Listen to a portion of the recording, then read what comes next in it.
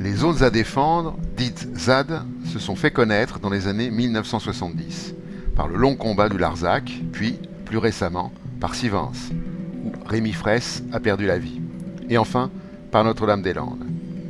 Les ZAD sont des occupations de territoire pour s'opposer à un projet, toujours dévastateur, fomenté par l'État.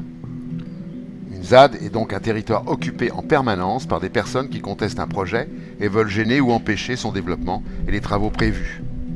Ce qui est recherché, c'est la création d'un rapport de force qui dans le temps devient défavorable à l'État.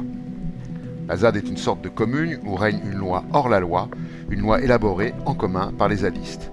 À Notre-Dame-des-Landes par exemple, selon l'historien Hugo Belchior dans Le Monde du 20 décembre 2017, il y a 70 lieues de vie habitée, 206 hectares de terres cultivées, un moulin, une épicerie, boulangerie, fromagerie et une bibliothèque. La ZAD est devenue un territoire autonome. Les terres, comme au Larzac en son temps, ont été réallouées de fait et sont autogérées collectivement. Il s'agit de soustraire des terres aux grands intérêts des multinationales comme Vinci, dont l'État est le bras armé, pour les gérer collectivement et les préserver de la destruction.